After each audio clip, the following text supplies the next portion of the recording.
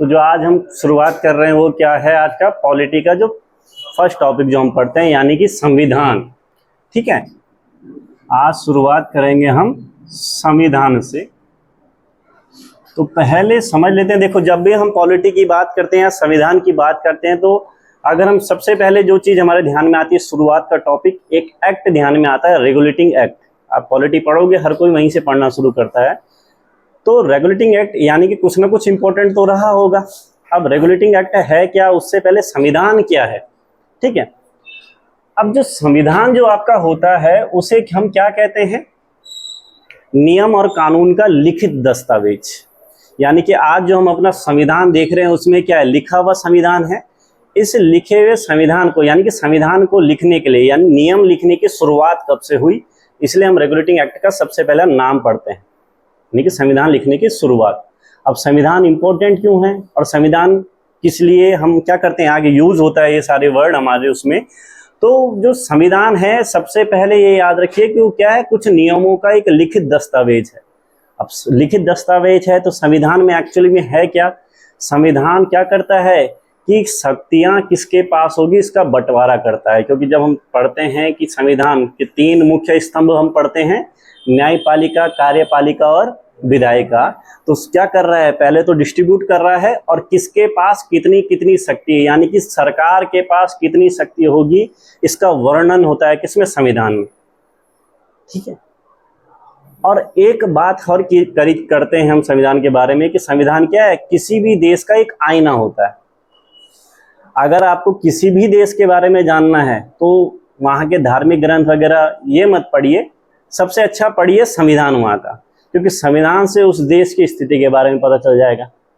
क्योंकि जिस प्रकार से हमारे संविधान में अगर लिखा है कि भैया बंधुआ मजदूरी नहीं करवा सकते हैं, सती प्रथा बंद हो चुकी है, तो इसका मतलब बंद क्यों करनी पड़ी, इसका मतलब चलती होगी यहाँ पे। अगर किसी वर्ग को आरक्षण दिया जा रहा है तो उसका कारण क्या है, यहाँ पे वर्गों के बीच में लड़ाई होगी।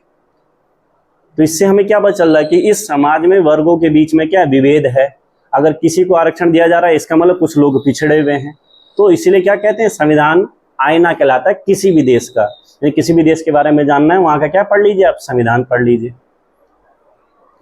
ठीक है, अब देखिए इसकी शुरुआत यानी कि संविधान की जो विकास की यात्रा यानी कि संविधान या नियम लिखने की जो शुरुआत हुई थी वो कब से हो जाती है, जब ब्रिटिश लोग यहाँ पे आ जाते हैं। क्योंकि जो इस भारत की हम बात कर रहे हैं इसको एक संवैधानिक तर्ज पे या एक बाउंड्री के अंदर बांधने की जो शुरुआत की थी वो किसने की थी, अंग्रेजों ने की थी। अब अंग्रेज कौन, देखिए हम इतना तो जानते हैं कि जो 1600 रहता है, सन 1600, इस टाइम पे क्या होता है, ब्रिटिश कंपनी जिसको हम क्या कहते हैं, ईस्ट इंडिया कंपनी का क्या हो जाता है, गठन हो जाता है।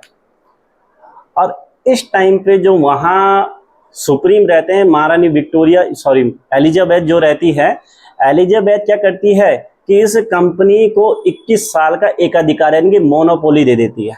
मोनोपोली का मतलब क्या हो गया कि इस मार्केट में सिर्फ वही व्यक्ति काम करेगा और कोई करेगा नहीं। तो जाहिर सी बात है भाई, एकलौती दुकान आपकी है तो आप क्या करोगे, अपनी मर्जी से रेट डिसाइड करोगे। तो कंपनी को शुरुआत में जो अधिकार मिला वो 21 सालों के लिए मिला और ये सिर्फ व्यापार करने के लिए आई थी। ठीक है, 21 सालों के लिए इनको एक अधिकार मिल गया था। लेकिन जो 1608 का दौर था, इस टाइम पे जो ब्रिटेन के जो राजा रहते हैं, ठीक है, ये इस अधिकार को या इस मोनोपोली को अनियमित या अनिश्चित काल के लिए कर लेते हैं, यानी कि जब तक हम प्रतिबंध ना लगाएं तब तक। एलिजाबेथ ने कितने साल के लिए दी थी, 21 साल के लिए। अनलिमिटेड किसने कर दिया, चार्ल्स ने अनलिमिटेड कर दिया। तो कंपनी को छूट थी, कंपनी यहाँ पे आई तो व्यापार के लिए आई थी शुरुआत में। ठीक है, उसका रीजन भी था क्योंकि पहले भारत से जो भी सामान होता था वो कहाँ पहुँच जाता था, आपके इन जो बीच में एशिया का रीजन पड़ता है आपका, ईरान इराक होते हुए आगे पहुँच जाता था। लेकिन हम यहाँ पे पढ़ते हैं कि भैया अरब साम्राज्य विकसित हो चुका था, कस्तूतपुरिया एक नाम की जगह थी, उस पर मुस्लिमों का कब्जा हो चुका था, इसलिए व्यापार नहीं हो पा रहा था। इसलिए उन्होंने क्या किया, समुद्री मार्ग से भारत की खोज कर दी। ऐसे ऐसे करके भारत में यूरोपीय कंपनी आई, तो उसमें एक कंपनी आपकी ईस्ट इंडिया कंपनी भी रहती। तो जब ये भारत में आती है तो यहाँ के लोगों की कमजोरी भाप जाती है, जिस वजह से धीरे धीरे यहाँ क्षेत्रों पे क्या करने लग जाती है, युद्ध करने लगती है और कब्जा करने लग जाती है। व्यापार करने के लिए आई हुई कंपनी यहाँ की क्या बन गई, राजा बन गई। तो उसके लिए दो युद्ध बड़े महत्वपूर्ण रहे। कौन कौन से युद्ध, प्लासी का युद्ध और एक आपका बक्सर का युद्ध। प्लासी का युद्ध हम पढ़ते हैं 23 जून 1700 और बक्सर का युद्ध 22-23 अक्टूबर 1764। ये बहुत निर्णायक युद्ध रहे। यानी कि बक्सर के युद्ध के बाद जो ईस्ट इंडिया कंपनी थी, अभी ब्रिटेन की सरकार नहीं है, सिर्फ ईस्ट इंडिया का है कंपनी है, ये भारत की क्या बन गई, राजा बन गई, सर्वे सर्वा, मतलब काफी बड़ा क्षेत्र इनको मिल गया। यानी कि रेवेन्यू, राजस्व कलेक्ट करने के अधिकार इनको मिल जाते हैं। अब हुआ क्या कि जब इनको ये अधिकार मिल गए, इसके बाद थोड़ी परेशानी इनके लिए शुरू हो गई। रीजन क्या था, ये कंपनी थी, यहाँ के लोगों से रेवेन्यू कैसे कलेक्ट करना है, क्योंकि यहाँ तो खेती से रेवेन्यू आएगा, इनको ये आइडिया नहीं था। दूसरी चीज क्या हुई कि कंपनी ने इतने युद्ध लड़ लिए कि उसको काफी क्या हो गया, नुकसान हो गया। और बंगाल के क्षेत्रों में जहां सबसे पहले ये कंपनी आई, तो होता क्या है यहाँ पर कि अकाल पड़ जाता है और जो कंपनी के अधिकारी थे खुद को मालामाल करने पे लग जाते हैं। अब होने क्या लगा, जो कंपनी के यहाँ पे कर्मचारी है वो खुद का पर्सनल व्यापार कर रहे हैं, बता रहे हैं 10 जहाज जा रहे हैं और लेके जा रहे हैं 14-15। ये बोल दिया कि कुछ डूब गए, वो अपना क्या कर दिया, उन्होंने बिजनेस कर दिया।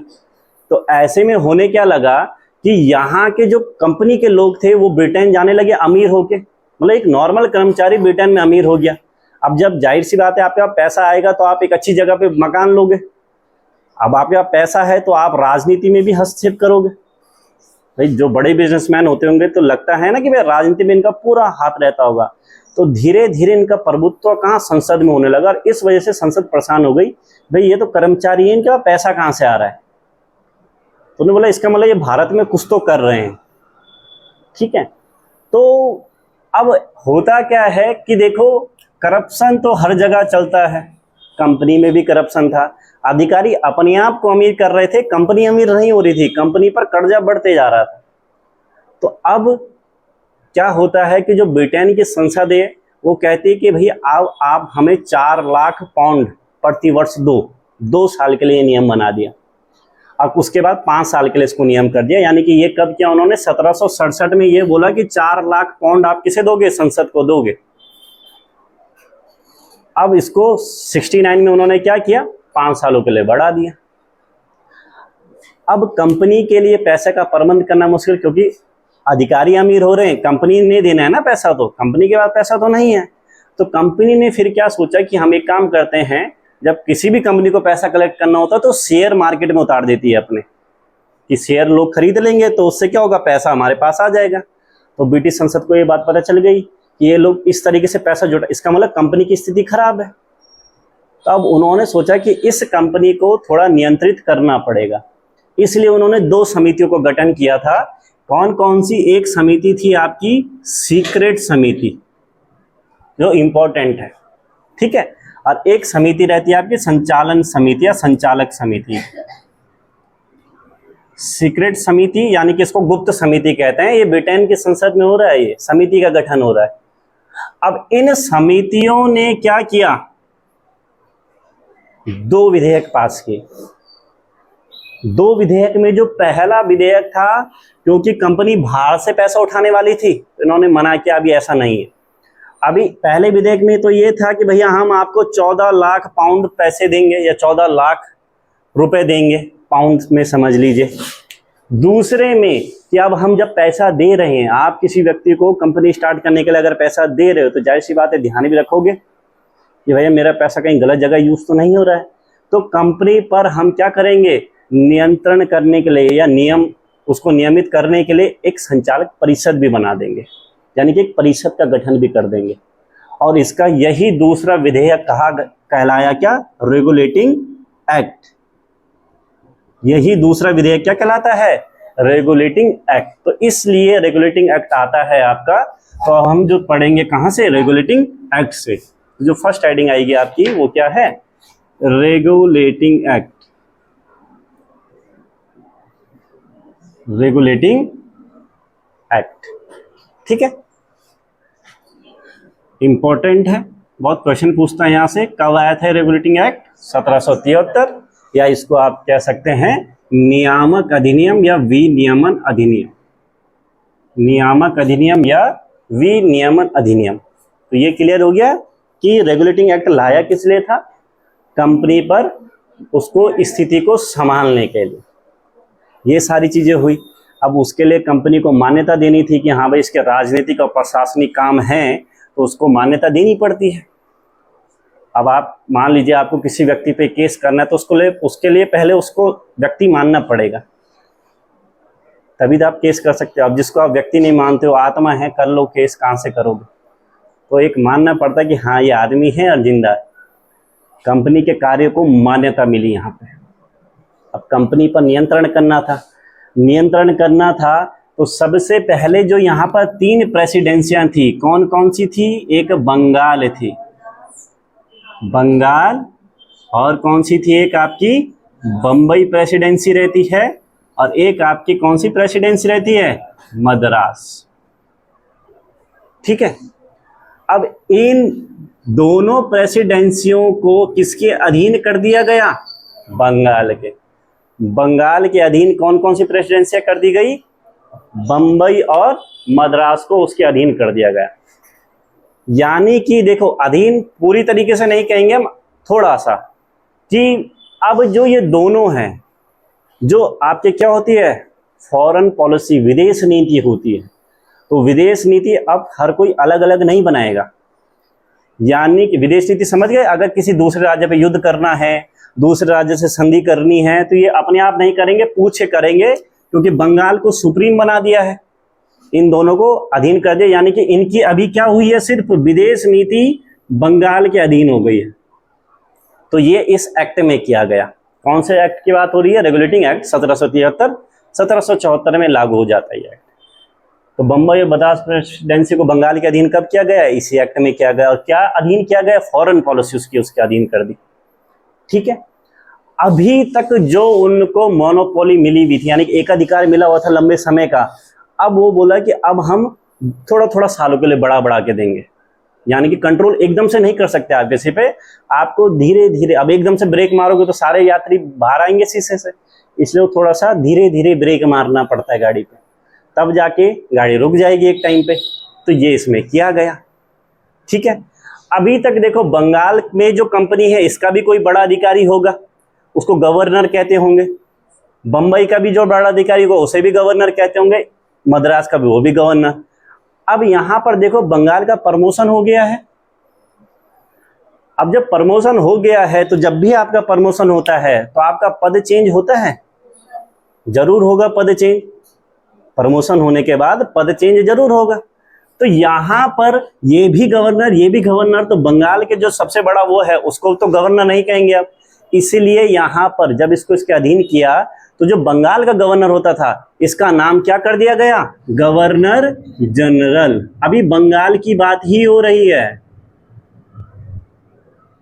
तो समझ गए पदनाम क्यों चेंज किया गया? क्योंकि ये बड़ा बन चुका था इन दोनों से। तो बंगाल का गवर्नर अब क्या कहा जाने लगा? गवर्नर जनरल, इस एक्ट के तहत। और बंगाल का पहला गवर्नर जनरल बना कौन? Warren Hastings. ठीक है। अब ऐसा क्यों है? क्योंकि जब हम बंगाल का पहला गवर्नर पढ़ते हैं तो हम एक नाम पढ़ते हैं रॉबर्ट क्लाइव का। बंगाल का जो हम पहला गवर्नर पढ़ते हैं उनका नाम क्या था? देखो, इसमें कंफ्यूजन बहुत ज्यादा होता है, तो इनको अच्छे से समझिएगा। बंगाल का पहला गवर्नर कौन था? रॉबर्ट क्लाइव था। तो इन पर बहुत आरोप लगे, कंपनी में भ्रष्टाचार करने के बहुत सारे आरोप इन पे लगते हैं। वॉरेन हेस्टिंग भी ऐसे ही थे। तो रॉबर्ट क्लाइव पे जब इतने आरोप लगे तो इस आदमी ने सुसाइड तक कर लिया था। ये भी आपके वीडियो का क्वेश्चन है कि किस गवर्नर ने सुसाइड किया था? वो यही था जिसने सुसाइड किया था। यानी कि आरोप लग रहे हैं तो सही भी हो सकता है, गलत भी हो सकता है, बट आरोप लगने का भी तो कोई कारण है। वॉरेन हेस्टिंग पहले गवर्नर जनरल, याद रहेगा, वॉरेन हेस्टिंग। अब देखो, ये मन मर्जी वाले थोड़े ज्यादा थे, कंट्रोल करना था कंपनी पर। ये वो आदमी है जिस पर महाभियोग यानी कि इम्पीचमेंट लगा था। महाभियोग मतलब कि भैया गलत कार्य किए हैं, राष्ट्रपति पे लगता है महाभियोग अगर वो गलत संविधान के अनुरूप काम न करे तो। अभी तक स्वतंत्र थे, लेकिन अब कंट्रोल करना है, तो गवर्नर जनरल के साथ काम करने के लिए एक कार्यकारी परिषद का गठन कर दिया गया। गवर्नर जनरल के साथ काम करने के लिए क्या कर दिया गया, एक कार्यकारी परिषद का गठन कर दिया गया। यानी कि अब गवर्नर स्वतंत्र नहीं है, गवर्नर जनरल अब स्वतंत्र नहीं है, इनके हिसाब से काम करेगा। और इसमें कितने लोग थे, 4 लोग थे। 4 लोग में कौन आएगा, जॉन मैनवेरिंग आएंगे। कौन रहते हैं, जॉन मैनवेरिंग रहते हैं। फिर कौन रहते हैं, मॉनसन रहते हैं, जॉन मॉनसन रहते हैं। ठीक है, एक कौन रहते हैं, बॉरवेल रहते हैं, रिचर्ड बॉलवेल इनका पूरा नाम था। ठीक है, और एक थे आपके फ्रांसिस। तो गवर्नर जनरल की कार्यकारिणी परिषद में 4 लोग आ गए।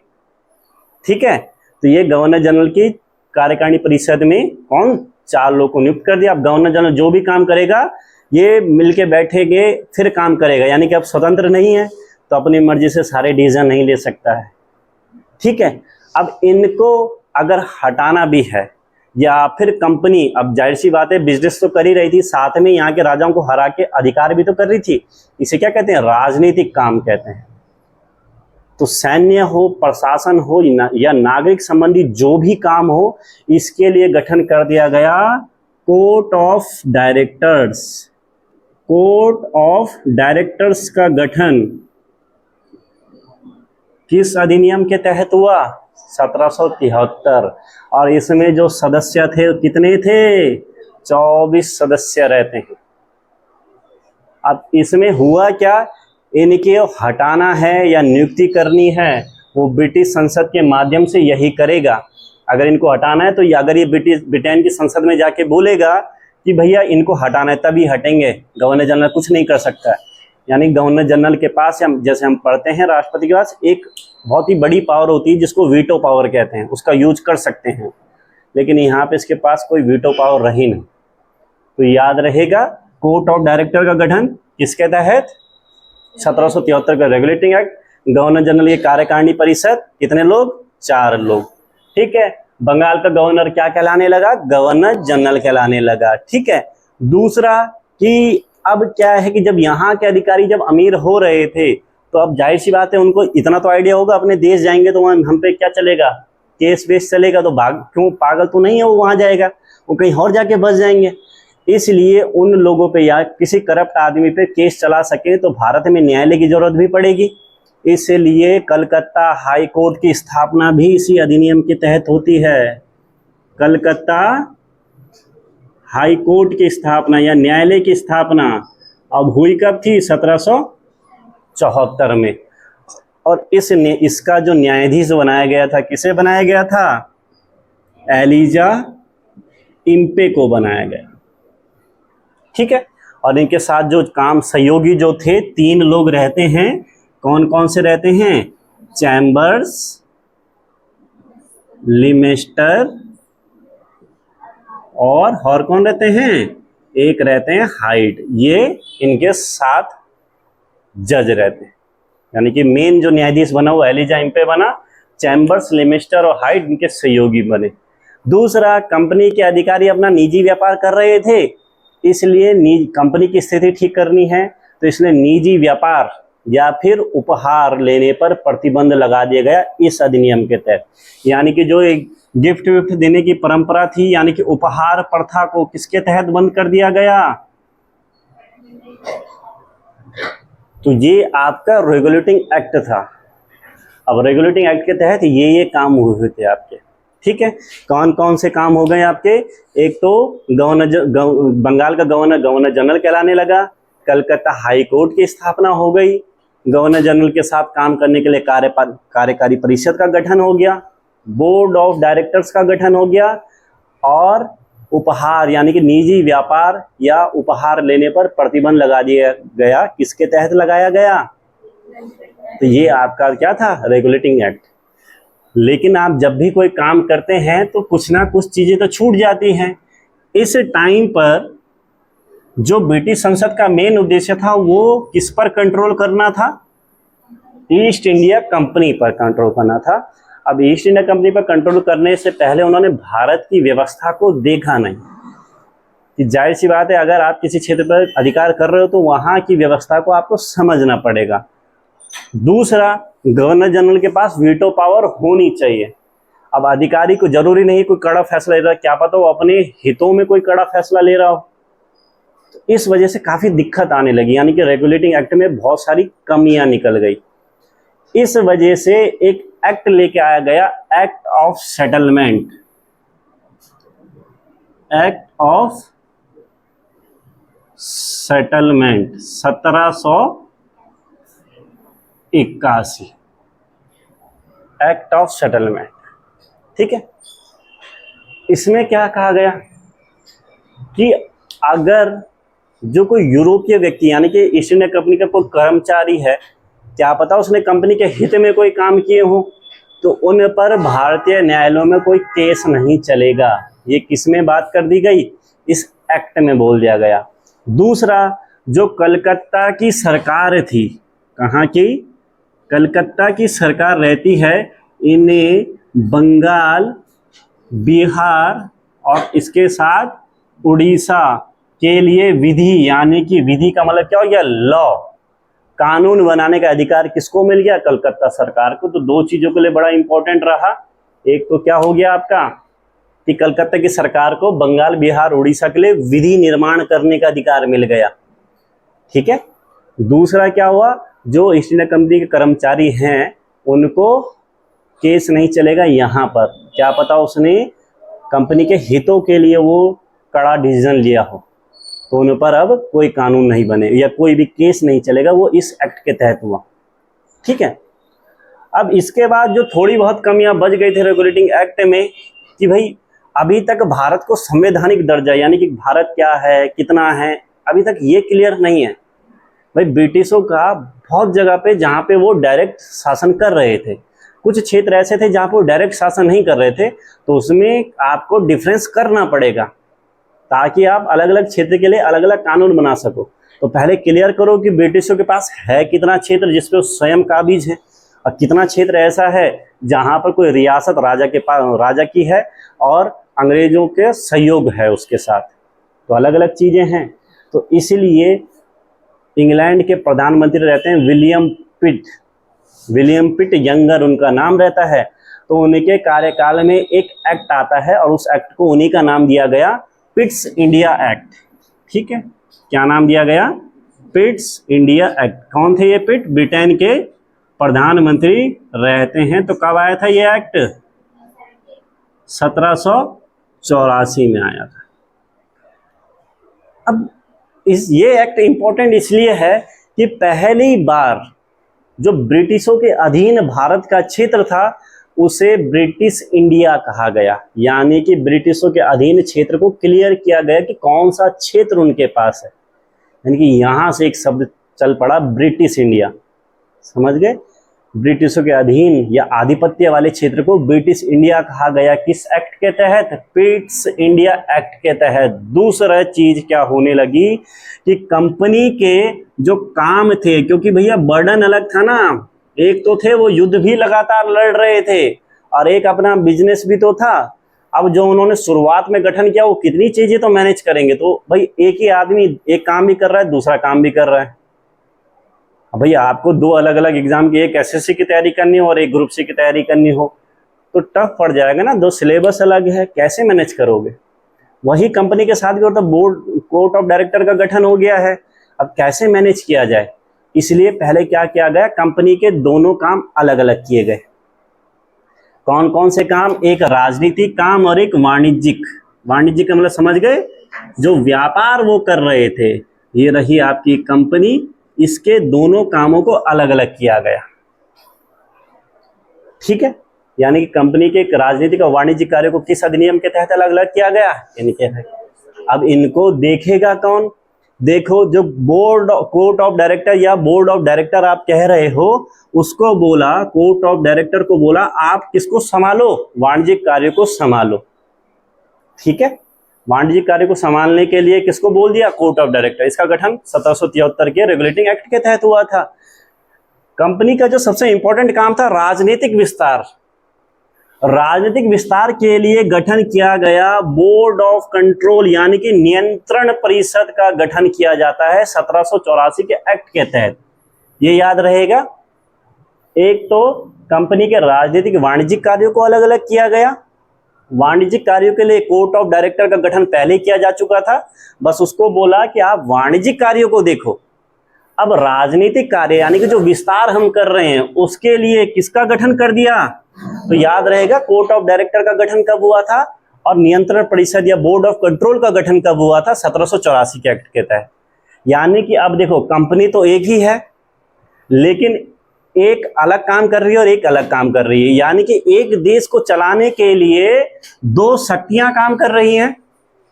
अब देश एक या क्षेत्र एक काम कर रहे हैं, दो लोग। देखो वाणिज्यिक कार्य व्यापार के लिए भी आपको विस्तार करना होगा, राजनीतिक कार्य है उसके लिए भी आपको क्या करना पड़ेगा, विस्तार करना पड़ेगा। इसी को कहते हैं द्वैध शासन या द्वैयार्की सिस्टम कहते हैं। यानी कि कंपनी का द्वैध शासन किस एक्ट के तहत शुरू होता है, पिट्स इंडिया एक्ट के तहत। तो समझ गए किस चीजों के लिए इंपॉर्टेंट है। एक तो ब्रिटेन के अधीन या कंपनी के अधीन क्षेत्र को ब्रिटिश इंडिया कहा गया। दूसरा किसका गठन हुआ, board of control. Next company के राजनीतिक और वाणिज्यिक कार्यों को अलग अलग कर दिया गया। राजनीतिक कार्य कौन देखता था, बोर्ड ऑफ कंट्रोल देखता था। वाणिज्यिक कार्य कौन देखता था, कोर्ट ऑफ डायरेक्टर या बोर्ड, ठीक है, बोर्ड ऑफ डायरेक्टर, आप जो भी बोलो। तो इसलिए 1784 का पिट्स इंडिया एक्ट ये इंपॉर्टेंट है, ठीक है। इसके बाद अब जो अधिकार दिया जाता है, जब आप अधिकार देते हो तो वहां पर अधिकार देने को क्या कहते हैं, चार्टर कहते हैं। क्या कहा जाता है, चार्टर। ये तो जो एक्ट आए थे ये तो कंपनी को पहले इस्टेब्लिश करना था। अब कंपनी को इस्टेब्लिश कर दिया था, अब धीरे धीरे उसका अधिकार बढ़ा रहे थे। पहले तो मोनोपोली थी उनकी, अब धीरे धीरे कि अब हम थोड़े थोड़े समय के लिए आपको अधिकार दे रहे हैं। इसलिए अब आएगा आपका 1793 का चार्टर एक्ट। 1793 का चार्टर एक्ट। इसमें क्या हुआ कि ये अधिकारी हैं आपके बोर्ड ऑफ कंट्रोल में भी लोग रहे होंगे, इसमें भी लोग रहे होंगे। अब देखो इन दोनों में अंतर क्या था, इस चीज को भी समझ लेते हैं थोड़ा सा। जो आपका कोर्ट ऑफ डायरेक्टर था इसका काम था कि भारत के जितने भी नागरिक, प्रशासन या आपके सैन्य संबंधी जितने भी मामले होंगे इसके बारे में ब्रिटिश संसद को सूचना देना, यानी कि ब्रिटेन में ही होगी ये। कोर्ट ऑफ डायरेक्टर का गठन, बोर्ड ऑफ कंट्रोल का जो गठन किया गया था, क्यों किया गया था कि भारत के जितने भी नागरिक, सैन्य, आपके राजस्व संबंधी मामले हैं उसका यही निपटारा करना। ये इसका गठन पहले हुआ था ना, इसका काम क्या था, ब्रिटिश संसद को सूचना देना। इसका काम था खुद सुलझाना, क्योंकि टफ पड़ रहा था इसीलिए इसका गठन किया जा रहा है। तो दोनों में अंतर समझिए, क्या अंतर था इनमें। अब देखो ये लोग तो बैठे हैं आपके कहाँ, ब्रिटेन में, ये तो भारत में हैं। अब इसमें भी तो कुछ लोग नौकरी कर रहे हैं। जहां पर लूट की व्यवस्था शुरू हो गई कि इसके जो, अब देखो इनका भारत से कोई लेना देना है नहीं, संसद ने नियुक्त कर रखा है इन लोगों को यहाँ पे। तो इनकी जो सैलरी है वो भारतीय राजस्व से जाएगी, यानी कि भारत से धन कैसे बाहर निकालना है यहां से शुरू हो गया। भाई नियुक्त कर रहे हैं आप, भारत की सरकार किसी व्यक्ति को नियुक्त कर रही है, उसको सैलरी भारत की सरकार देगी ना। अब मान लीजिए उस अधिकारी को अगर हम कहाँ, चाइना में नियुक्त कर देते हैं तो चाइना की सरकार तो उसको सैलरी नहीं देगी।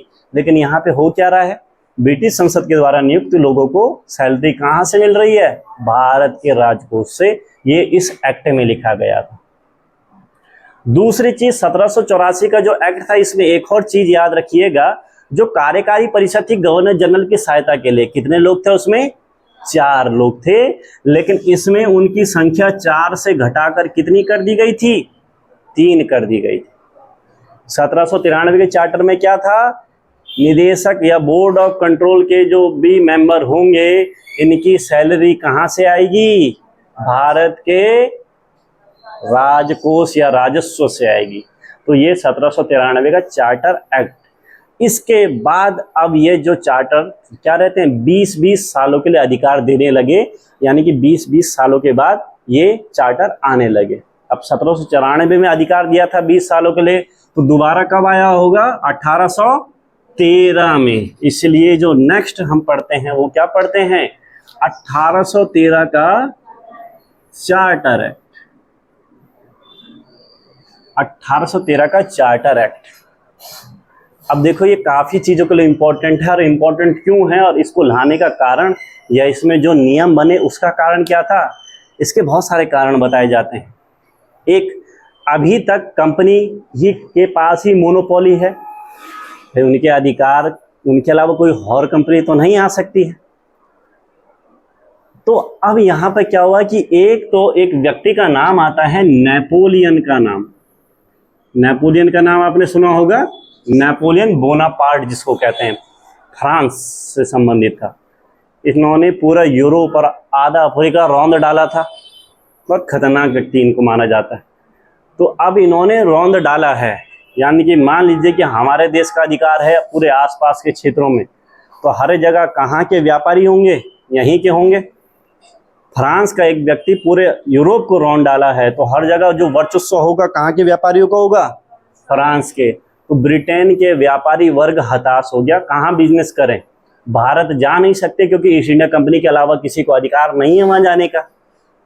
एक कारण ये था।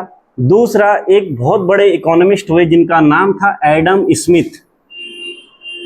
एडम स्मिथ ये इसी टाइम पर एक थ्योरी दे देते हैं। कौन सी थ्योरी दी थी उन्होंने? मुक्त व्यापार की नीति, फ्री ट्रेड पॉलिसी।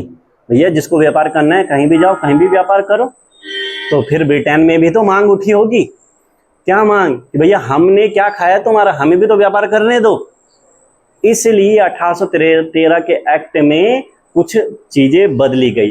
अभी तक कंपनी की मोनोपोली एकाधिकार था, इसमें कंपनी का एकाधिकार क्या कर दिया गया, समाप्त कर दिया गया। एकाधिकार समाप्त, सिर्फ कुछ चीजों को छोड़कर। देखो उस टाइम पे चाय और अफीम इसका बड़ा व्यापार था और इसका जो केंद्र था चाइना था। तो कंपनी के बाकी सारे व्यापारिक एकाधिकार खत्म कर दिए गए, सिर्फ एक चीज को छोड़कर चीन के साथ चाय और अफीम का व्यापार रहने दिया। यानी कि जो चाइना के साथ ईस्ट इंडिया कंपनी चाय और अफीम का व्यापार कर रही है, इसमें मोनोपोली है, इसमें कोई दूसरी कंपनी नहीं आएगी। लेकिन बाकी जो भी व्यापार हैं उसमें अब एकाधिकार क्या कर दिया गया, समाप्त कर दिया गया। कंपनी का कार्यकाल इस चार्टर में फिर से 20 सालों के लिए क्या कर दिया गया था, बढ़ा दिया गया था। इतना क्लियर हो गया? याद रहेगा, कंपनी का एक चीज के साथ चाय और अफीम का एकाधिकार बना रहा, बाकी सारे क्या कर दिए गए, खत्म कर दिए गए। ठीक है। दूसरी चीज क्या हो गई कि देखो ब्रिटेन के अधीन कभी अमेरिका जैसा देश भी रहता है। अमेरिका का हाथ से जाने का कारण क्या था कि यहाँ पर जो लोग यहाँ से भेजे गए, ब्रिटेन से वहाँ गए, उन्होंने वहाँ के मूल निवासियों को अनदेखा कर दिया, सीधा अपना कब्जा करने लगे, अपनी कॉलोनी बनाने लगे। आप किसी भी जगह पे बिना वहाँ के लोगों को जाने आप क्या वहाँ पर अपना कार्य का विस्तार नहीं कर सकते। अब मान लीजिए आपको किसी गांव में जाके कपड़े की फैक्ट्री लगानी है और आप हमेशा कहाँ रहे हो, प्लेन्स एरिया में रहे हो, तो आपका कपड़े पहनने का, बोलने का बहुत चीज़ें तरीका अलग होगा। लेकिन गांव में जाओगे तो ऐसे तो नहीं कर सकते, यो बडी हैं, हाय बडी, ऐसा तो नहीं कर सकते हैं। बड़ी वहीं से चबड़ताल मार देगी, वो बड़ी है। और गांव में तो होता ही ऐसे है, वो तो उनकी नजर रहती है कै को लाड़े को लूयू, मतलब किसका बच्चा है ये पूछते हैं ऐसे। वहां पे आपको गांव के तहजीब में ही रहना पड़ेगा। अगर आप वैसे रह गए तो सम्मान मिलेगा, आपको काम करने में अपना आसानी होगी। लेकिन अपना एडिकेट्स लेके गए, अपना एक रूप लेके गए तो थोड़ा दिक्कत हो जाएगी। गांव वाले बजोड़ने में भी टाइम नहीं लगाते हैं, होता है ऐसा। तो इनके हाथ से अमेरिका जा चुका था इन्हीं कारणों से। तो भारत में जब आए थे तो इनको एक निर्देश ये भी मिला था कि पहले भारत को जानो। आपने एक नाम सुना होगा, एशियाटिक सोसाइटी ऑफ बंगाल गठन होता है 1784 में। गठन करने का उद्देश्य क्या था, भारतीय धर्म ग्रंथों को अंग्रेजी भाषा में कन्वर्ट करो, पहले पढ़ो। आपके यहाँ जाति प्रथा नहीं है, भारत में तो है। सती प्रथा आपके यहाँ नहीं है, भारत में तो है। अब आप जाके विरोध करोगे तो लोग आप ही को मारेंगे, क्योंकि यहाँ सम्मान की बात थी। तो भारतीय धर्म ग्रंथों को जानो, जब जान लोगे तब जाके अपना विस्तार कीजिए। इसलिए अब जाके यानी कि इस एक्ट में ईसाई मिशनरीज को भारत में आगमन का न्योता मिल गया। यानी कि अब जाके ईसाई मिशनरीज भारत में स्वतंत्र रूप से काम कर सकती हैं, क्योंकि अपना धर्म फैलाने से कोई फायदा हो सकता है? अगर आप किसी भी जगह जाते हो, अपना धर्म फैलाते हो, तो उससे क्या फायदा हो सकता है? हैं? देखिए, एक तो आपके सपोर्टर बढ़ जाएंगे, दूसरा इससे आपका बिजनेस भी बढ़ सकता है, आपका इकोनॉमिकली आप क्या स्ट्रांग हो सकते हो अगर आपका धर्म वहाँ पे फैलता है, क्योंकि आपके धर्म के अनुसार बहुत सारी चीज़ें अलग होती है, हर किसी के धर्म में अलग अलग चीज़ें हैं, ठीक है। तो हर कोई चाहता है कि भाई मैं जहाँ जाऊँ मेरे धर्म के लोग ज़्यादा हो, आपको सुविधा ज़्यादा होगी, सपोर्टर ज़्यादा मिलेंगे। इसलिए ईसाई मिशनरीज का आगमन किस एक्ट के तहत हुआ? 1813 के चार्टर एक्ट। कंपनी के व्यापारिक एकाधिकार को खत्म करके बस किसके साथ रहने दिया? चीन के साथ चाय और अफीम का व्यापार रहने दिया, बाकी एकाधिकार कर दिया समाप्त। दूसरा, अब अंग्रेजों को भी तो काफी टाइम हो गया था यहाँ पे, अब उनके भी तो परिवार रहते होंगे, अब उनके परिवार रहते होंगे, उन्होंने भी तो अपने बच्चों को पढ़ाना था। भारतीयों के लिए कुछ करे ना करे, लेकिन अपने बच्चों को तो पढ़ाना था, और अपने बच्चों के लिए स्कूल भी थोड़े अच्छे चाहिए। इसलिए एक नियम और लाया गया इसमें कि शिक्षा में 1 लाख रुपए प्रति वर्ष क्या किया जाएगा? इन्वेस्ट किया जाएगा। तो ये 3 नियम इसमें बड़े इंपॉर्टेंट है 1813 के चार्टर एक्ट में। 3 नियम समझ गए? ईसाई मिशनरीज का आगमन हो गया एक आपका, दूसरा 1 लाख रुपए प्रति वर्ष खर्चा करेंगे शिक्षा पे, तीसरा चीन के साथ चाय और अफीम के व्यापार को छोड़कर बाकी सारे व्यापारिक एकाधिकार क्या कर दिए गए थे? समाप्त कर दिए गए। ठीक है। अब इसके बाद अभी तक तो ये सारी चीजें ठीक थी, लेकिन अभी ये सिर्फ क्या हो रहा है, कंपनी पर अभी भी कंट्रोल ही चल रहा है। संवैधानिक दृष्टि से जो काम या कानून बनाने की बात आती है, क्योंकि हम पढ़ते हैं ना संविधान में अधिनियम पढ़ते हैं, ऐसे अधिनियमों की अभी तक कोई बात नहीं हुई, कोई अधिनियम बना ही नहीं है ऐसा, सिर्फ एक्ट आ रहे हैं कंपनी को मैनेज करने के लिए। तो उनको कुछ कुछ ज़रूरतें महसूस होने लगी कि कंपनी में एक तो काम करने के लिए अच्छे लोग चाहिए, तो उसके लिए पेपर कराओ, यही तो होता है। और कि भैया यहाँ पर बहुत सारी व्यवस्थाएं हैं जिनको चेंज करना है, इसके लिए क्या बनाओ? अधिनियम बनाओ। तो इसलिए यहाँ पर अगर हम संविधान के मूल संविधान की बात करें और अधिनियमों की बात करें, तो अधिनियम लिखने की जो शुरुआत मानी जाती है वो 1833 के चार्टर एक्ट से मानी जाती है। अभी तक सिर्फ कंपनी पर प्रतिबंध, मतलब उस पर कंट्रोल किया जा रहा है, अधिनियम यहाँ से लिखे जाएंगे। तो यहाँ पर फिर एक अलग चीज होती है। देखो, पहले हम 3 प्रेसिडेंसियों के बारे में पढ़ चुके हैं, बंगाल, बंबई और मद्रास। यहाँ पर इन दोनों की विदेश नीति इसी के अधीन थी, यानी कि इसके अधीन थी। लेकिन इस अधिनियम के तहत क्या किया गया, इनकी जो विधायी पावर होती है, यानी कि लेजिस्लेटिव जो पावर होती है, कानून बनाने की शक्ति, वो भी छीन ली जाती है। यानी कि जो बंगाल है वही, यानी कि अब देखो एक तरीके से एक भारत की बात होने लगी, यानी कि ब्रिटिश इंडिया की बात होने लगी कि इसमें पहले तो सिर्फ विदेश नीति बात अलग थी ना, लेकिन बम्बई वाले अपने यहाँ के लिए कानून अलग बना रहे हैं, ये अलग बना रहे हैं, ये अलग बना रहे हैं। तो उसमें अब एक देश में 3 सरकारें हैं, तो ऐसा कैसे चलेगा? इसलिए यहाँ पे बोला कि नहीं, ऐसा नहीं चलेगा, एकजुट क्षेत्र की बात करो। इसलिए क्या किया गया, बम्बई और मद्रास की विधायी शक्तियां किसे सौंप दी गई? बंगाल को सौंप दी गई। यानी कि अब भारत में सिर्फ एक ही सरकार है, पहले अलग अलग सरकार, भाई जो कानून बना सकता है उसको हम सरकार कहते हैं। अब कानून बनाने का अधिकार, विधायी पावर किसको मिल गई? बंगाल को।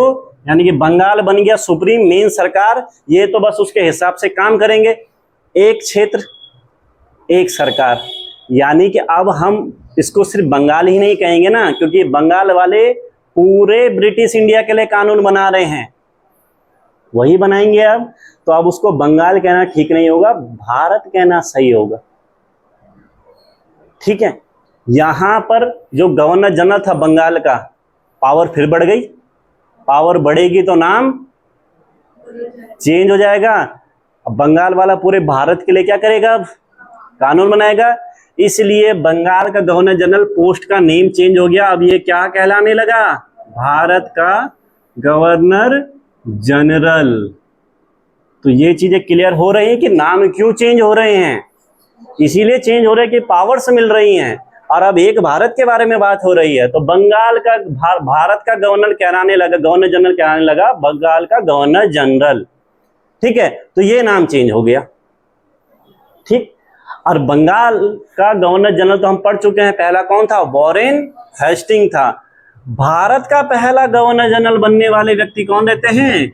विलियम बेंटिक रहते हैं, जिनको थोड़ा सा उदारवादी विचारधारा वाले ये रहते हैं।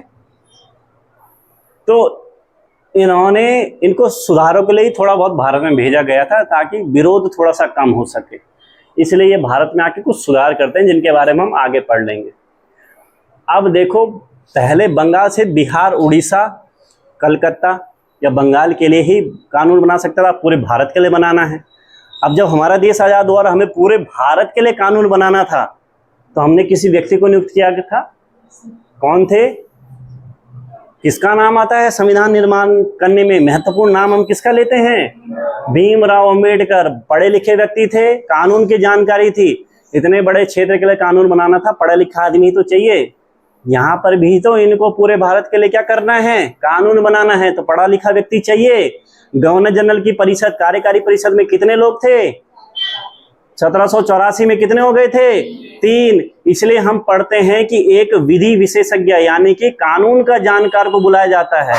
तो कानून का जानकार बुलाने की जरूरत क्यों पड़ी होगी? कानून बनाना है पूरे भारत के लिए, तो चौथा सदस्य ही आएगा तीसरे के बाद। तो चौथा सदस्य आया लॉर्ड मैकाले। समझ रहे हो लॉर्ड मैकाले को क्यों बुलाया जाता है? गवर्नर जनरल की कार्यकारी परिषद में चौथे सदस्य के रूप में किसे नियुक्त किया गया? लॉर्ड मैकाले को। ये विधि विशेषज्ञ यानी कि लॉ का जानकार व्यक्ति रहता है। समझ गए इस चीज को? इसलिए क्वेश्चन बनता है कि भारत में पहला विधि आयोग, यानी कि अगर स्वतंत्र भारत की बात नहीं कर रहे हैं, पहले विधि आयोग के बारे में बात कर रहे हैं। पहला व्यक्ति कौन था? विधि व्यक्ति जो आया भारत, मैकाले। कौन से एक्ट में बात हो रही है? तो पहला विधि आयोग का गठन भी 1834 में ही होता है। तो प्रथम विधि आयोग 1834। समझ गए? ये सारी चीजें कनेक्टेड हैं एक दूसरे से। भैया इसको पावर मिलना, उस कानून बनाने के लिए लॉर्ड मैकाले को बुलाना। तो लॉर्ड मैकाले जब कानून बनाएगा तो विधि आयोग का गठन भी होगा। तो विधि आयोग का गठन 1934 में होता है। तो अब उन्होंने पूरे भारत के लिए नियम बनाने हैं, यानी कि सरकार अब नियम बनाएगी। तो इन्होंने क्या कहा कि अब जो आपके जो भी नियम बनेंगे उन्हें क्या कहा जाएगा? एक्ट या अधिनियम कहा जाएगा। यानी कि पहले विधि आयोग के गठन के बाद जितने भी कानून बने आपके क्या कहलाए? एक्ट या अधिनियम, जो हम कहते ही हैं। इससे पहले के जो आपके जो अधिनियम हैं वो नियामक कानून होंगे। 1934 से पहले भी तो कुछ कानून बनाए होंगे उन्होंने थोड़े बहुत, वो क्या कहलाएंगे? नियामक कानून कहलाएंगे। और इसके बाद यानी कि इस विधि आयोग के बाद जो भारत के लिए जो भी कानून बनेंगे वो अधिनियम कहलाएंगे। ये मैकाले ने साफ स्पष्ट कर दिया। विलियम बेंटिक को सुधारों के लिए भारत में भेजा गया था, तो इसलिए कुछ प्रथाएं यहाँ पर थी, उन्होंने इनको खत्म कर दिया। एक तो था सती प्रथा। सती प्रथा हम कब पढ़ते हैं? 1800। सती प्रथा, ये इसके बारे में सभी को पता होगा सती प्रथा क्या थी। इनको वो खत्म कर देते हैं। हम राजा राम मोहन राय का नाम भी पढ़ते हैं, उनके वजह से काफ़ी प्रयास किया उन्होंने। तो सती प्रथा खत्म हो चुकी थी 1929। लेकिन ये याद रखना, देखो एक तो होता है कि हम यहाँ पर मान लीजिए कि आजकल जैसे चल रहा है ना कि गाय वाले मामले में कुछ लोग पकड़े जाते हैं, पीटा जाता है उन्हें, ऐसा होता है। मान लीजिए कि यहाँ पर कोई किसी ऐसे पशु की हत्या कर रहा है जो हमें पसंद नहीं है, तो हमने क्या किया? अगर कोई व्यक्ति हमें मिल गया, हमने उसे पीट दिया, तो जाहिर सी बात है वो व्यक्ति अगली बार से वहाँ पर वो काम नहीं करेगा। लेकिन अभी कानून है ही नहीं। अब कुछ टाइम बाद हमने वो कानूनी बना दिया कि भैया इस पशु को मारना गैर कानूनी है, तो दोनों अलग अलग बातें हो सकती हैं। तो सती प्रथा तो बंद हो गई थी 1829 में, लेकिन सती प्रथा को जो बंद करने के लिए, क्योंकि कानून तो इसमें बने ना, मैकॉले ने बनाए, तो कानून सती प्रथा को बंद करने का किस अधिनियम के तहत बना? 1833 के चार्टर एक्ट के तहत जो विधि आयोग का गठन हुआ था, उन्होंने सती प्रथा को बैन किया। इसलिए ये भी याद रखना, जो उन्होंने नियम बनाए उसमें कौन सी धारा 17 किससे संबंधित थी? सती प्रथा से संबंधित थी। धारा 17 किससे संबंधित रहती है? सती प्रथा से। ठीक है।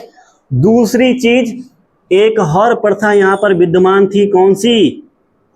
दास प्रथा। दास प्रथा को भी कानूनी अपराध माना गया इस अधिनियम के तहत, लेकिन उस प्रथा को समाप्त करते करते समय लग चुका था। तो दास प्रथा भारत में बंद कब होती है? 1843। और नाम याद रखना, लॉर्ड एलिन बरो का नाम याद रखना, याद रहेगा दोनों चीजें। दास प्रथा अधिनियम पूछेगा तो अधिनियम इस एक्ट के तहत हो रहा है, लेकिन बंद कब हो रही है? 1843 में, एलिन बरो। ठीक है। सती प्रथा बंद कब हो रही है? 1829 में। किस अधिनियम के तहत कानूनी अपराध घोषित हो रहा है ये? कौन सा धारा थी? धारा 17। दूसरी एक और चीज, भारत में जाति व्यवस्था ठीक ठाक स्तर पे थी, तो निम्न वर्ग के लोगों को बड़े पोस्ट पे आने का अधिकार नहीं था, लेकिन अंग्रेजों को इससे क्या मतलब है? भाई जो योग्य होगा वो आए। इसलिए इन कानूनों में एक धारा 87 भी बना दी। आप जब संविधान पढ़ते हो और जब अपने मौलिक अधिकार पढ़ते हैं, हम फंडामेंटल राइट्स, उसमें हम एक आर्टिकल 15 पढ़ते हैं, धर्म, मूल, वंश, जाति, लिंग, जन्म स्थान के आधार पर किसी से भेदभाव नहीं किया जाएगा, योग्य होगा आगे आएगा। अब अगर बात की जाए उसकी जो शुरुआत है वो किसमें लिखा है? कंपनी के अधीन पदों पर नियुक्त करने के लिए किसी भी व्यक्ति में जाति, धर्म, लिंग, जन्म स्थान के आधार पर भेदभाव नहीं होगा। इस अधिनियम की धारा 87 में ये बात लिखी थी। यानी कि कंपनी के अधीन पद, तो कंपनी के अधीन पद कब भी? अब हम बोल रहे हैं कि हम किसी भी पद पर किसी व्यक्ति के जाति, लिंग, जन्म स्थान या मूल वंश के आधार पर भेदभाव नहीं करेंगे। इसका मतलब उस पद पर आने के लिए पेपर होता होगा, पेपर में योग्यता दिखाओगे, तो यहां पर भी पेपर की बात हुई। यानी कि कंपनी के अधीन जो इंपॉर्टेंट पद हैं उसके लिए सिविल सेवा की बात पहली बार होती है इस अधिनियम के तहत। अब जब सिविल सेवा की शुरुआत किस अधिनियम के तहत मानी गई? इस अधिनियम के तहत इसमें बात की गई। लेकिन हुआ क्या? जो आपका बोर्ड ऑफ कंट्रोल रहता है वो विरोध कर देता है कि नहीं, इन भारतीयों को हम अपने समान आने देंगे। इसलिए सिर्फ बात ही बात हुई थी, उस पर काम नहीं हो पाया। ठीक है। और सबसे इंपॉर्टेंट चीज, 1813 के चार्टर एक्ट में कंपनी का व्यापारिक एकाधिकार खत्म करके सिर्फ एक चीज छोड़ी थी, कौन सा? चीन के साथ चाय और अफीम का व्यापार। इस अधिनियम के तहत वो भी क्या कर दिया गया? समाप्त। यानी कि कंपनी की मोनोपोली पूर्णतया समाप्त किस अधिनियम के तहत हुई? अब इसलिए कंफ्यूज होते हैं, उसमें समाप्त हुई थी लेकिन एक चीज छोड़ दी थी। यहां पर उस चीज को भी क्या कर दिया गया? खत्म कर दिया गया। यानी कि व्यापारिक एकाधिकार, मोनोपोली, व्यापारिक एकाधिकार या मोनोपोली को कब किस अधिनियम के तहत खत्म कर दिया? इस अधिनियम के तहत खत्म कर दिया। ठीक है। अब ये सारी चीजें यहाँ पे हो गई, यानी कि संविधान के लिए कानून बनाने की शुरुआत यहाँ से हो गई। अब जब कानून बनाना है तो उसको अप्लाई भी करना होगा। अब अप्लाई करने के लिए अब हम बोलते हैं कि भारत में कानून बनाने का काम विधायिका का है। ये जो सरकार है या प्रधानमंत्री या अन्य मंत्री ये मिलकर कानून बनाते हैं, लेकिन उन कानून को लागू कौन करवाता है?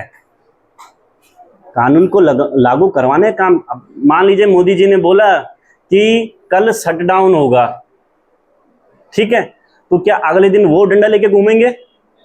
वो घूमेगा कौन? पुलिस वाले घूमेंगे। यानी कि कानून बनाने वाला कोई और है, उसको फॉलो करवाने वाला कोई और है। जो बनाता है उसे विधायिका या विधायी पावर कहते हैं, विधायिका कहते हैं, और जो उसको लागू करवाता है उसको प्रशासनिक एडमिनिस्ट्रेशन पावर कहते हैं। दोनों चीजें अलग अलग हैं। अब जब यहाँ कानून बनने लगे तो दोनों चीज़ों की अलग अलग जरूरत पड़ी होगी। अब एक ही व्यक्ति कानून बनाए और उसको लागू करवाए, ये पॉसिबल नहीं है। अब जब काम होगा तो इसकी जरूरत आगे महसूस होगी। दूसरी चीज, अंग्रेजों को थोड़ा एहसास एक और चीज हो गई कि भारतीय लोगों को हम कानून बनाने में अभी तक साथ ले नहीं रहे हैं। यही चीजें हो रही थी। मैकाले को बुलाया, कानून बनाया। अब होता क्या है कि जब आपने देखोगे चुनाव होते हैं तो जो बड़े बड़े लीडर होंगे वो क्षेत्रीय लोगों से मिलते हैं, बात करते हैं, उनको भी पार्टी का कोई कोई मेंबर बना देते हैं। उससे क्या होगा, मान लीजिए भैया किसी गांव का मेंबर कोई व्यक्ति हमारी पार्टी में आ गया तो उस गांव का विरोध नहीं होगा। क्या हो रहा है, सहयोग लेने से क्या मिला, आपका विरोध कम हो गया। अंग्रेजों को यह एहसास हो गया। अब उन्होंने इस वजह से एक एक्ट लेके आए, 1853 का चार्टर एक्ट। ठीक है, हर एक्ट आने का कारण है। 1853 का चार्टर एक्ट।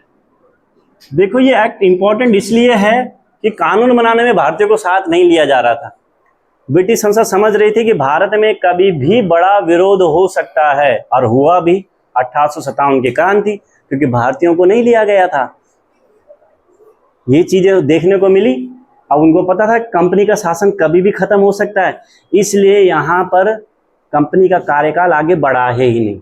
अभी तक जितने भी पुराने कानून बन रहे थे उसमें कंपनी का कार्यकाल 20-20 वर्षों के लिए वो क्या कर रहे थे, आगे की लीज दे रहे थे।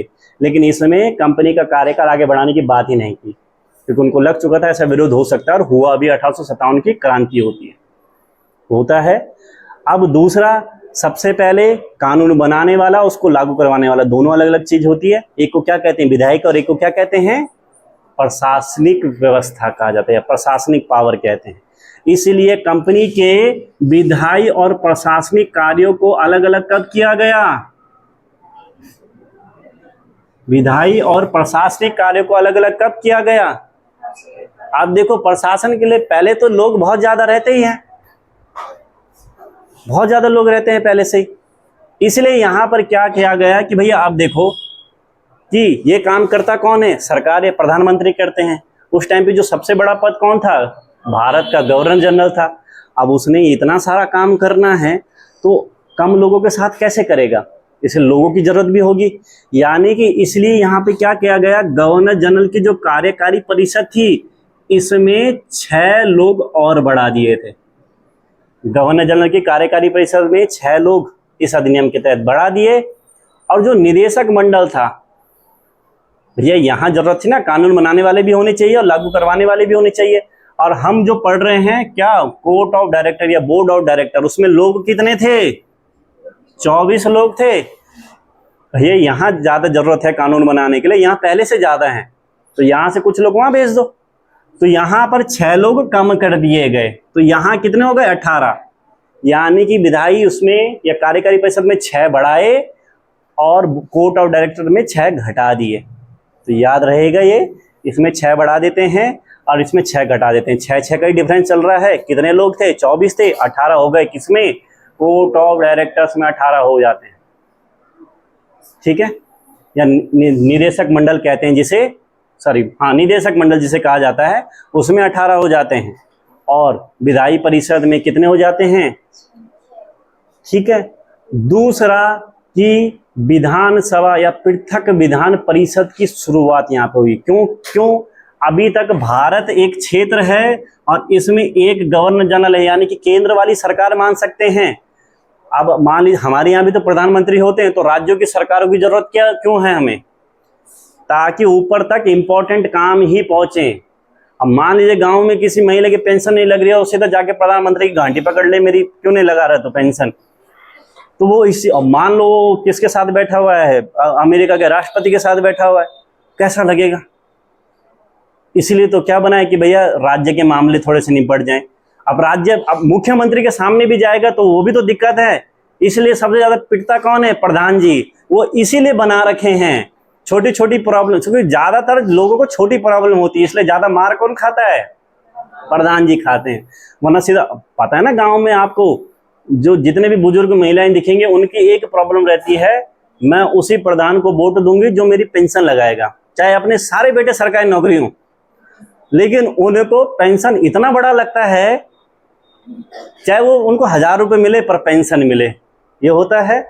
और तब अगली बार अगर प्रधान जी वोट मांगने आ गया तो फिर तो जो लोकल लैंग्वेज में उनको बड़ी अच्छी अच्छी बातें सुनाई जाती हैं, बड़ो भारी करी तो में थे हैं, हाँ तय दिन तो तेन गाड़ी मनी बिठाई में थे, ऐसे कुछ बोल रहे होते हैं।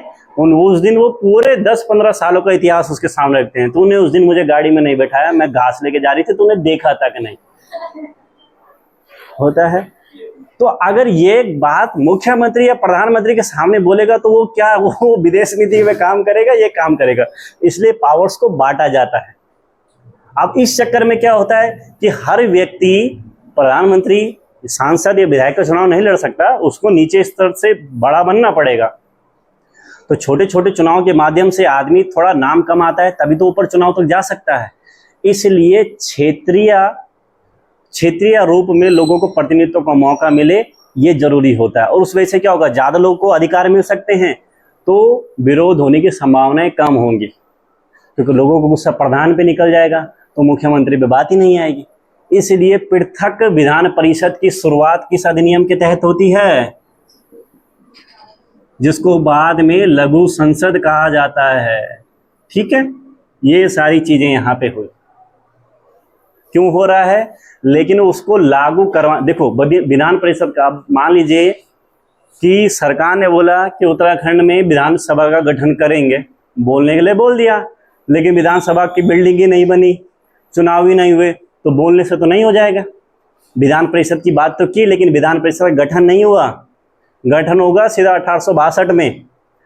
इसलिए तो क्या हो रहा है, क्षेत्रीय लोगों को प्रतिनिधित्व का मौका मिला नहीं, उनको सीधा लगा कि अंग्रेज ही हमारा शोषण कर रहे हैं, इसलिए 1857 की क्रांति होती है।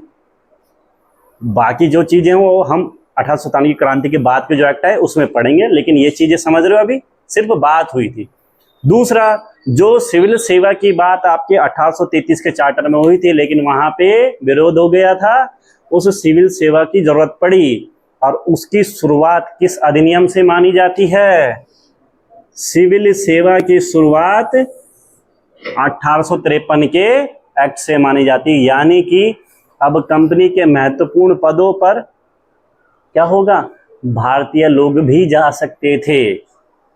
अभी तक भारतीय लोग नहीं बन सकते थे कलेक्टर वगैरह, लेकिन ये अधिनियम आया, अब भारतीय लोग भी, उसमें था ना धर्म मूलवान जाति, जिसको योग्य है वो जाए।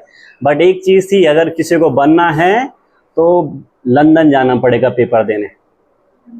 और जो भारत में पहले सिविल सेवक भी बने थे, आपने रविन्द्रनाथ टैगोर जी का नाम सुना होगा, उनके बड़े भाई सत्येंद्रनाथ टैगोर, भारत के पहले सिविल सेवक सत्येंद्रनाथ टैगोर 1863 में बनते हैं। ठीक है, 1863 में बने, फिर ट्रेनिंग करने गए, भारत आते हैं 1864 में आते हैं।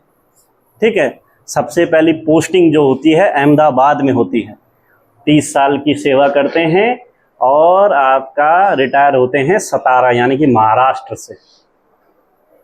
तो पहले सिविल सेवक कौन थे, सत्येंद्रनाथ टैगोर थे। लेकिन भारतीय को परीक्षा देने कहाँ जाना पड़ता था, लंदन। बाकी भारत में परीक्षा कब से शुरू हुई, जब हम आगे के एक्ट पढ़ेंगे तब उस चीज को पढ़ेंगे। तो इसलिए आपका 1853 का चार्टर एक्ट इन चीजों के लिए क्या है, फेमस है।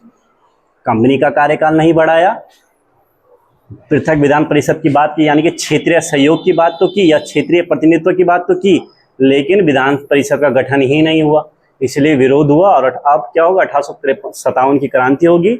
और ब्रिटेन की संसद तो चाहती थी कि कंपनी पर क्या करो, नियंत्रण करो, उनको मौका भी मिल जाता है। और वो कहते हैं कि अब तुम्हारी बस की है नहीं, अब सीधा आओ, हम अपना डायरेक्ट शासन चलाएंगे। इसलिए अभी तक तो सिर्फ अधिकार मिल रहे थे, इसलिए चार्टर एक्ट थे। इसके बाद आपके क्या आएंगे, भारत परिषद अधिनियम आएंगे।